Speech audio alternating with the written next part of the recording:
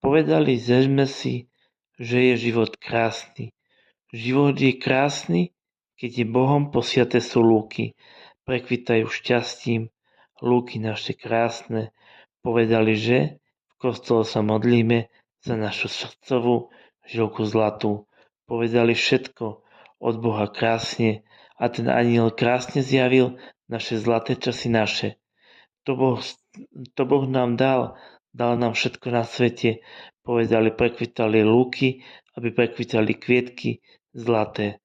Zlaté kvietky obšťastnili krásne ženy. Ženy krásne so slniečkom svietili sa do krásnych očí. Život krásne označil, že krásnym boskom nápery povedali, že ženy krásne boli, aby Bohom posiaté boli. Povedali, že krásny anjel z neba prišiel, keď sme sa my narodili, aby vzduchom povievali a ľahkosťou sa zamilovali. To bola cesta naša, život je krásny, to bola sloboda, že keď krásne sme pozerali na naše zlaté časy v sebe vo vrecku skrývali, aby sme ľahkosťou sa dívali. Povedali, že ľahkosť pozerala na človeka, že ľudstvo vymieralo a ľudstvo žilo, aby sme srdcom pozerali na každého jedného z nás. Povedali, že láska bola, že život bol zlatý, aby sme pozerali, že venovali si dar z nebies, čo nám Boh rozdal do úsmevu šťastia.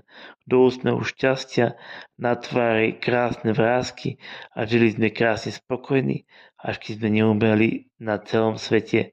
Úplne sme skonali. Život bol krásny svet bol zblízka. Povedali, že sme vo večnosti spokojní boli, že zo zeme sme odišli úplne najšťastnejší človekové na celom svete.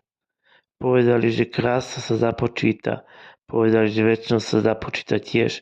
Život bol láskavý, keď to bol sen.